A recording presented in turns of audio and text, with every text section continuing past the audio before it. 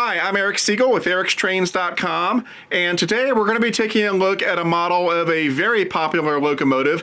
This is a good one. This is the latest 3-rail O-scale nickel plate road number 765-284 Berkshire from Lionel. Okay, I'm going to start things off by going over a little bit of history on the real 765. But because the 765 is a very popular engine that is still in operation today, it has a lot of diehard fans. And one thing I have learned is that you don't want to try to match wits with diehard fans of a train, because if these people were baseball fans, they would know every single stat since the beginning of time. But being fans of the 765, they no doubt know every single stat and fact about the engine, every single bit about its history and how it's made and how it functions. I don't. I'm not an expert on the 765, so I don't want to get into a detailed history of it, because if I start quoting facts, I will undoubtedly get something wrong, and then I will never hear the end of it. And so rather, I'm just going to do a brief history of the real engine, and then we'll get into Lionel's rendition of the 765. So, the real nickel plate road number 765 was built in 1944 by Lima Locomotive Works. It is a 284 Berkshire type steam engine, and for you newcomers, 284 refers to the wheel arrangement on the engine. It means you've got 2 wheels up front, 8 drive wheels, and then 4 wheels on the trailing truck, and so they call it a 284. The 765 was used by the nickel plate road for both passenger and freight service, and then it was finally retired in 1958. In the 1970s, people began to talk about restoring the engine, and so by 1973, the Fort Wayne Railroad Historical Society had signed a 25-year lease on the engine, and in 1975, they began restoration work. That work was completed in 1979, and the engine was restored to operating condition. And then the last major overhaul for the 765 was in 2005. The engine is still in operation. It operates in public exhibition and passenger excursion service, and that's why it's so popular. It's a popular engine in real life, and it's a popular model. The engine is still owned and maintained by the Fort Wayne Railroad Historical Society, and it is listed on the National Register of Historic Places. So that's all the history I'm going to give you, but if you want to find out more about the 765, I would recommend checking out some online resources. There's always Wikipedia, of course, and then there's the website for the Fort Wayne Railroad Historical Society. And there's also the O-Gauge Railroading Magazine online forum, where I'm sure you'll find lots of guys who will be happy to give you all sorts of info on the 765. So now let's talk about Lionel's rendition of the 765. Lionel offered this newest version of the Berkshire in its 2014 Volume 1 catalog, and then they started arriving in stores around November of 2014. Now, they offered some Berkshires in their 2012 catalog, but unlike these new ones, they did not have the whistle steam smoke effect.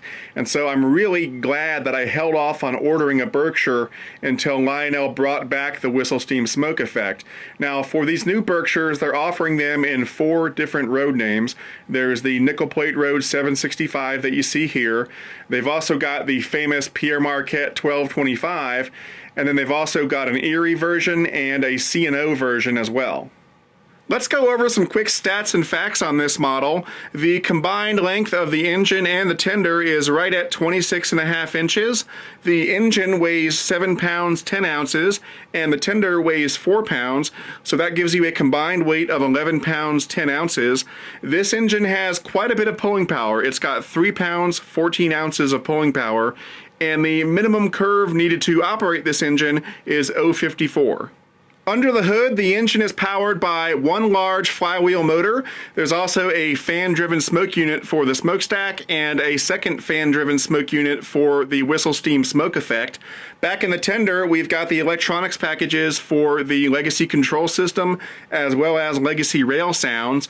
There are 3 ways you can operate this engine. The preferred method is to use Lionel's legacy command system, as that will give you access to all of the engine's advanced features.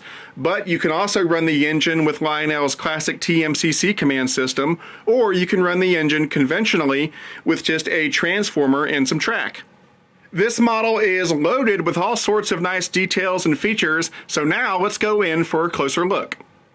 Starting off with the Pilot, you can see it looks fantastic. We've got all sorts of detailing under here.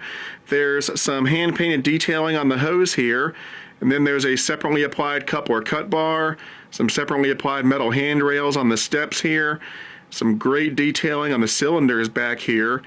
On the coupler cut bar, there's a chain that goes down through a dummy scale coupler, and then if you want to double head the engine, you can swap out the scale coupler for this dummy O-gauge coupler that's also packaged with the engine. Moving back, the drive wheels look amazing, and all of this drive gear looks fantastic when the engine is in operation. And then we've got all this extra detailing up here. It looks great. Moving back to the area under the cab, we've got a very nice looking trailing truck, and then all of this nice separately applied detailing here, as well as some great rivet detailing on the firebox. This engine does have the variable ash pan glow effect, and the way that works is that when the engine's on, there's a red glow down here in the ash pan, and then as the engine picks up speed, that red glow becomes more intense. Moving on up, let's take a look at the front of the boiler. There's a number board right here. There are lighted number boards on either side of the operating headlight. We've got operating marker lights on either side. There's a little brass bell right here, and then we've got lighted number boards up here, and the front of the boiler swings open like that. When you take the 765 out of the box, this is the headlight that's going to be on the front of the boiler. However, Lionel has also packaged an alternate boiler front that can be installed, and that alternate boiler front has a Mars light up on top of the headlight. See, there it is. Now, the reason they did that is because at one point in time, the 765 had a Mars light, and then eventually that was removed, and today the engine only has the single headlight. So out of the box, the engine has the single headlight to more closely emulate the engine as it is today. But if you want to model the engine as it used to be, they've included that alternate boiler front so that you can install it and have the Mars light. Now, installing the alternate boiler front that has the Mars light on it is not exactly the easiest thing in the world. It's not super hard, but it's just not very intuitive, and so I'm going to go ahead and show you how to do that right now. Okay, so here's the single headlight boiler front that's been on the engine the whole time, and then here is the alternate boiler front that has the headlight and also has a Mars light. So what we have to do is swap them out. So to remove the boiler front, we have to remove these hinge screws. First of all, there's a top screw and a bottom screw that you probably can't see from this angle. The top screw is easy to get to with a screwdriver. The bottom screw is a little more difficult, so I'm going to have to show you how to do that. And then if we open this up, let's take a look at the wiring situation. Here's the wire for the existing headlight, and you can see there's a little plug. So we're going to have to disconnect that at some point. And then there's a second cable in here, and this cable has a label on it. If I can pull it out, there it is. And this label indicates that this is for the Mars light. So this will go to the Mars light on the alternate boiler front, and then this cable will be for the headlight. Now, Lionel could have made this project a lot easier if on the alternate boiler front they had supplied the bulb and the wire for both the Mars light and the headlight. If they had done that, all we'd have to do would be to detach this boiler front and then attach this one in its place and plug up the wires for the Mars light and the headlight. But they didn't do that. All they did was supply the wire and the bulb for the Mars light. For the headlight, we need to get the wire and the bulb from the existing boiler front, and that makes this project a little more complicated, and in fact, that's why I'm showing you how to do it in this video. Okay, so the first thing we need to do to get this boiler front off is to disconnect the headlight wires. There's a little plug right here, so we'll just gently pull it apart. Don't pull on the wires themselves. Pull on the plug pieces. like that. And we'll just stick this back in the boiler for now. And let's go ahead and close this. And so now what we have to do is remove these two hinge screws. As I said, the top screw is the easiest to get out. So I'll just bring a small Phillips head screwdriver in there and undo it. And then I'll come in here with a small parts grabber. And there we go. Now we need to get the bottom screw, and that's a little more tricky because the bottom screw is facing up, so we have to get underneath and unscrew it from the underside. Now, you may think that the best way to get at this bottom screw is to simply turn the engine upside down and approach it from the other side. And that's true, but we can't do that right off the bat, because if we were to turn the engine upside down right now, we would not be able to find a good clean angle to get at that screw. We could get to it from a sort of cockeyed angle, but you don't want to do that because you could risk stripping the screw or even worse, damaging the engine. So what we need to do first is to loosen this little piece right here and remove it. And then once that's gone, with the engine upside down, we will have a good clean angle to get at that bottom screw. Now I've raised the angle of the camera to give you a better view, but even at that, I don't think you're going to be able to see it. There's a little screw down here. There it is. And then I'm going to carefully pull it out like that. And now this piece is loose. But we can't remove it yet. We need to turn it upside down to remove it. So let's go ahead and turn the engine upside down. We'll remove this piece temporarily, and then that will give us a good clean angle to get at that screw. Okay, we're upside down, and here's that loose piece. So I'm going to come at it with a couple of screwdrivers and just sort of gently lift it out of there, like that. Okay, with that piece out of the way, now I can come in here with my screwdriver and get at this bottom screw without any risk of stripping it. And so we'll go ahead and take it out.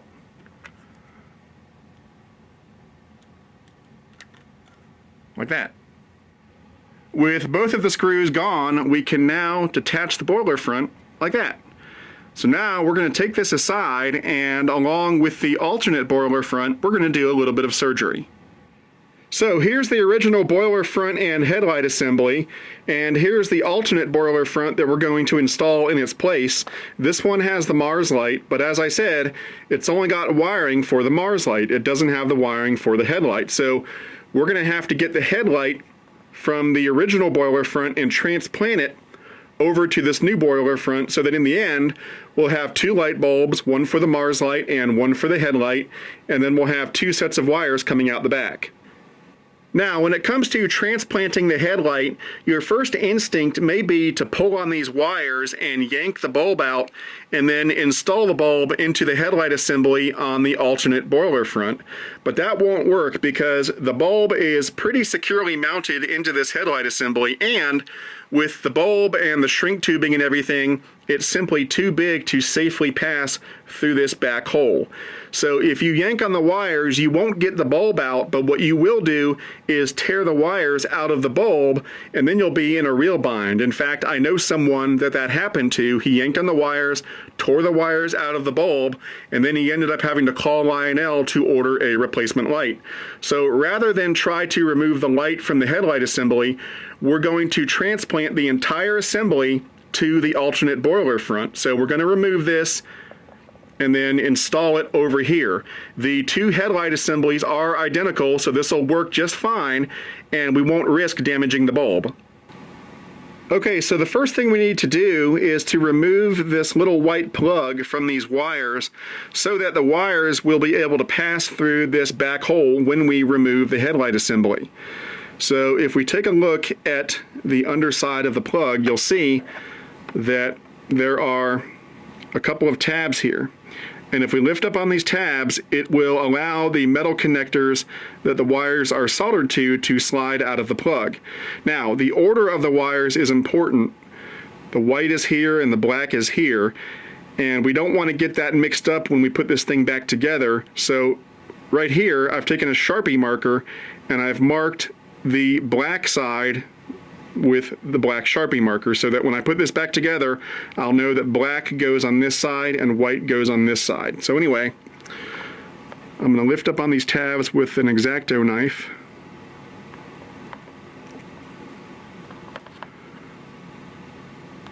There comes the white one. And then I'll lift up on the other tab.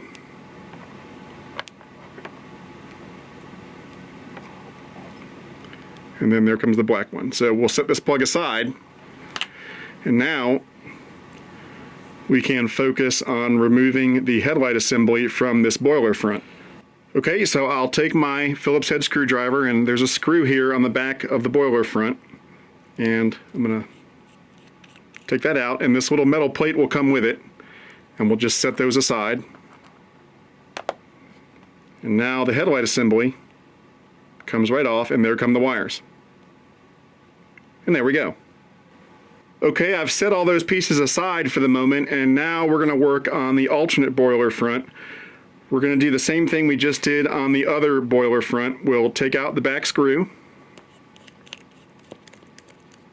and get that plate with it.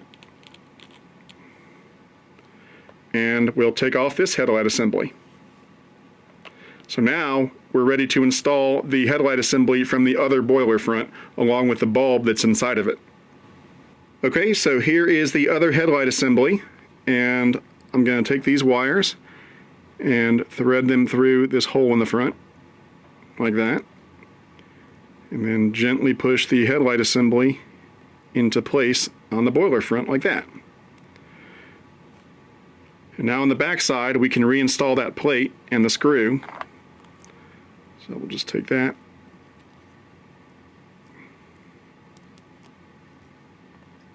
get my screwdriver, and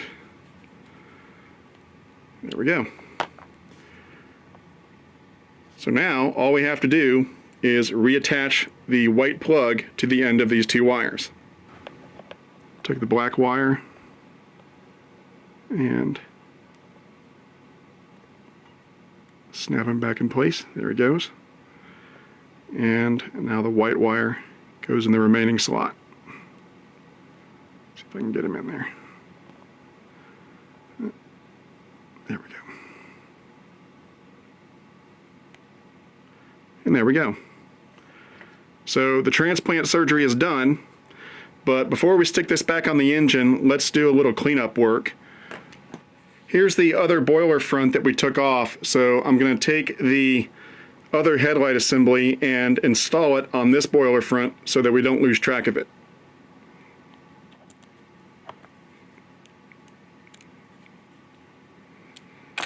There, and now we'll set this aside so that if we want to reinstall the original boiler front, we have both the boiler front and the headlight assembly that needs to go back onto the alternate boiler front.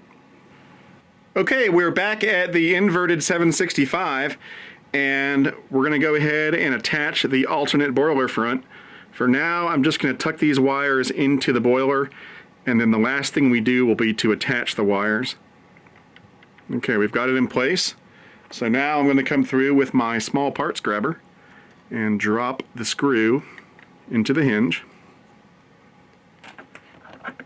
And now I'll bring in the Phillips head screwdriver.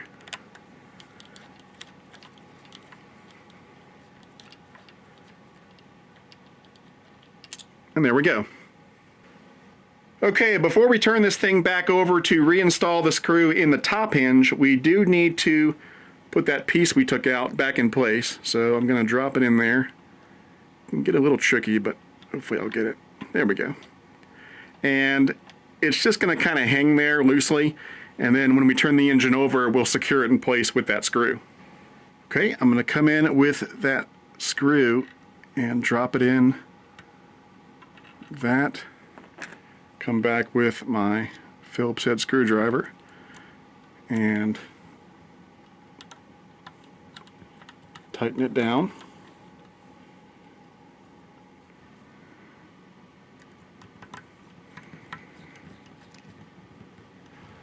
Okay, it's back in place and the hinge is working. So now the last thing we need to do is to reattach these wires. Okay, I've pulled the wires out one of these is labeled for the Mars light, and it's going to connect to the cable over on the boiler front that's also labeled for the Mars light. So let's go ahead and connect those. There we go. And the remaining cable is for the headlight. So let's go ahead and connect that one. And there we go. Now, since we disconnected the plug for the headlight, you need to check to make sure you have it right. Make sure that white is going to white and black is going to black. I've got it correct, so we're all good. So now we'll tuck all this back in. And we'll close it up, and we're done. Okay, here's what it looks like when the engine's on. You can see the Mars light is blinking, and then we've got the steady headlight below. Looks pretty cool. Here's what it looks like when it's moving down the track. So that's how you install the alternate boiler front. Now, for the rest of this video, I'm going to go ahead and put the original boiler front back on. Okay, now let's take a look at the sides of the boiler. Right here, we've got some legible builder's plates, and there's some on the other side as well. And then you can see the start of some of this wonderful detailing that runs down the entire length of the boiler. Moving on down, you can see some more of the separately applied handrail, as well as more of the throttle control. And then take a look at all of this great detailing here. Man, that looks fantastic. Here's a look at the other side of the boiler, and as you can see, it looks just as nice. And we've got all that detailing on this side as well. Here's a look at the exterior of the cab. We've got some nice crisp numbers down here. There are separately applied grab irons here and here. The windows have clear plastic inserts in them. On the interior of the cab, there are 2 hand-painted crew figures, a number of hand-painted valves and gauges on the back head, and then the interior of the cab is illuminated, and that light does turn off when the engine starts moving. Now let's take a look at the top of the engine. Starting up front, we've got some nice detailing right here, and then we've got the smokestack, and there is a fan-driven smoke unit down inside. And of course, to load smoke fluid into the smoke unit, you simply pour the smoke fluid directly down the stack. Now it should be noted that the smoke fluid reservoir that's down there also supplies smoke fluid to the second smoke unit that is used for the whistle steam smoke effect. So to supply smoke for both the smokestack and the whistle steam smoke effect, you pour the smoke fluid down this stack. Moving back, we've got some nice hand-painted detailing right here, and then we've got the whistle, and this engine does have the whistle steam smoke effect, so when you blow on the whistle, smoke will shoot out of the whistle, and it looks really, really cool. Back behind the whistle, we've got the sand dome. It looks great up here, and again, there's all that great detailing that's on either side. And then as we get toward the back, you can see all of this wonderful add-on detailing. We've got these hand-painted pop-off valves, there's the dynamo generator over there, and all sorts of cool stuff. It looks fantastic. And then we've got the top of the cab. We've got some nice rivet detailing, and then of course there's a roof vent that opens up like that. Here's a quick look at the back side of the engine. We've got some more separately applied metal grab irons here and here. I'm not sure how well you can see the interior of the cab, but the back head is very nicely detailed, and as I said before, it's got some hand-painted valves and gauges on it. There's a red glow in the firebox when the engine is in operation. And then down here, we've got the drawbar, and this has an infrared sensor on top that's used to allow the electronics in the tender to communicate with the electronics in the engine. Here's a look at the underside of the engine. We've got 3 pickup rollers, 1, 2, 3. There's a pair of traction tires on the last set of drivers. And then under the trailing truck, we've got 3 switches. Over here, we've got the smoke unit on-off switch. And then on the other side is the Odyssey speed control switch, and then the TMCC Legacy run program switch. Okay, that takes care of the engine. Now let's take a look at the tender. Just like the engine, the tender features all metal construction. Down here, we've got some nicely detailed die-cast metal truck side frames. On all 4 corners, we've got a set of steps and a separately applied grab iron.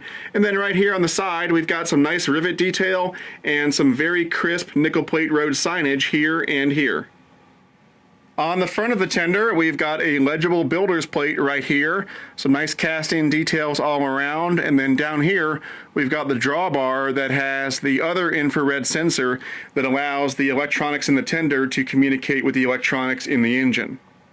And here's a look at the back of the tender. We've got this nice separately applied metal ladder right here, another metal grab iron here. There's a separately applied metal coupler cut bar down here.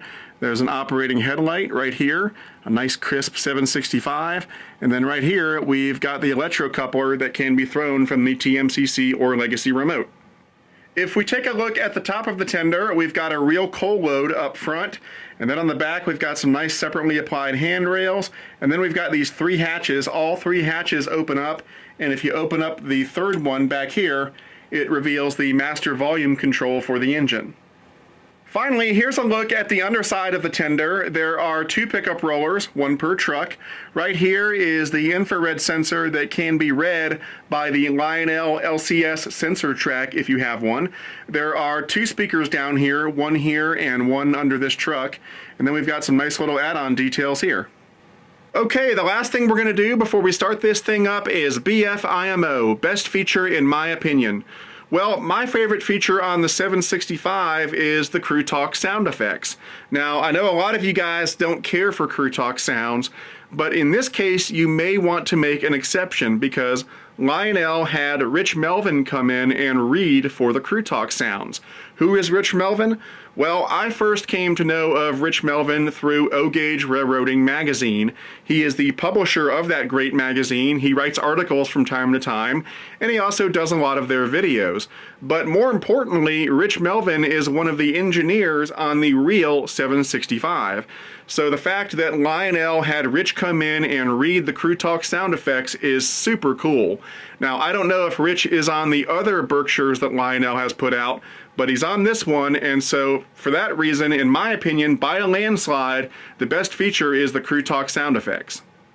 Alrighty, let's go ahead and start this baby up. We'll check out some of the sounds first, and then we'll take it for a spin around the layout. This is the dispatcher. Do you copy? Roger that, dispatcher. I read you. Over. Very good. Start up and hold. Acknowledged. Let's get to work. Out.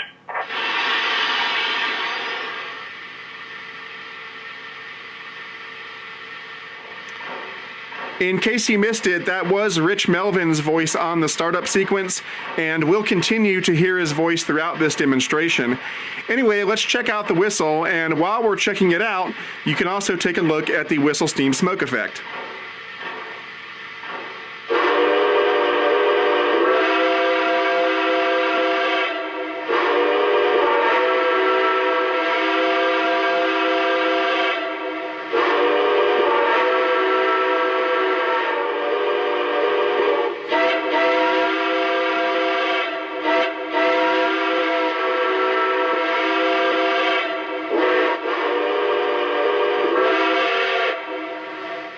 Okay, now let's check out the bell.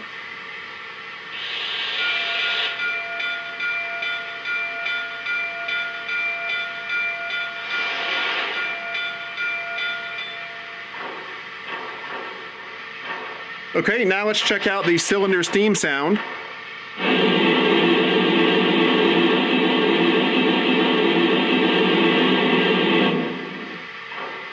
And here's the sound of water being added to the tender.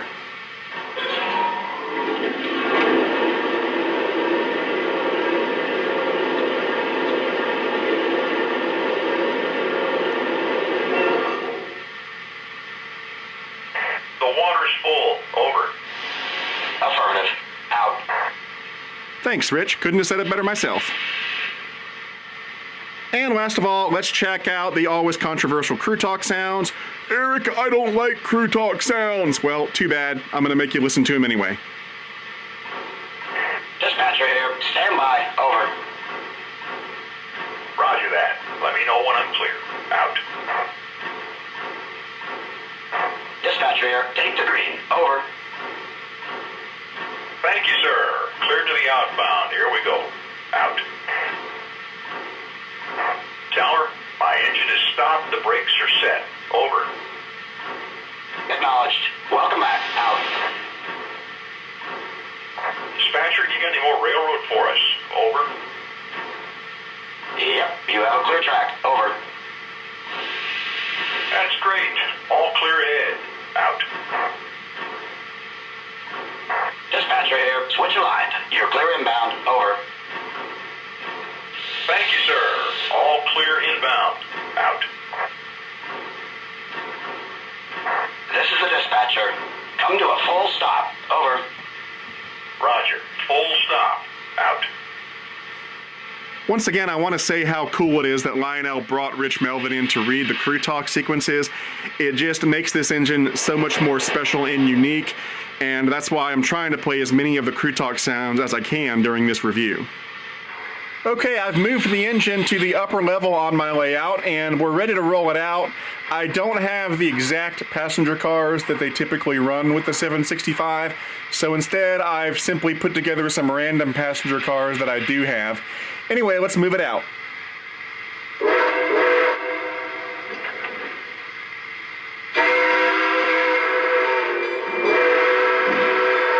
Keller, here we go. Over. Roger that. Have a good run. Out.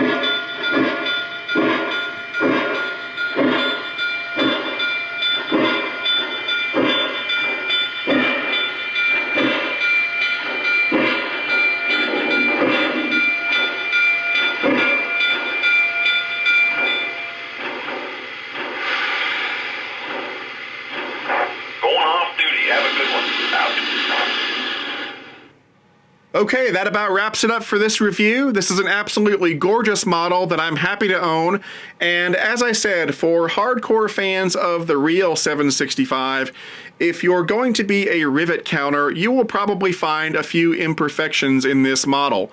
But you know, nothing is perfect, and if you keep looking for perfection, you're probably never going to find it. So my recommendation is to not worry about how perfect the model is, but just worry about having fun. This is a beautiful model, and it's a heck of a lot of fun to operate. If you're interested in purchasing one of these, the retail price is right at $1,500, although if you go through a good Lionel dealer, you will probably get a little bit of a discount off that retail price. Now, these engines were built under the new built-to-order scheme from Lionel, and so you may think that there are not a lot of these left out there to buy. And yeah, there are probably not a lot of these sitting in warehouses unsold, but it's a very popular model, and so I'm willing to bet that a lot of dealers ordered extras. So if you did not pre-order one when the catalog first came out, I'm sure you'll still be able to find one if you act quickly. And speaking of buying one, if you're looking for a good Lionel dealer, try my favorite train store, which is Legacy Station. You can find them on the web at www.legacystation.com or give them a call at 770-339-7780. Anyway, that's it for now. I'm Eric Siegel, and I'll see you next time. To discuss this model or any other O-Gauge trains and to meet other O-Gauge modelers, check out the O-Gauge Railroading Magazine online forum at ogrforum.ogaugerr.com.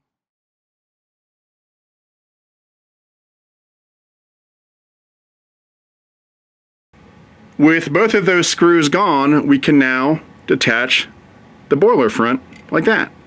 And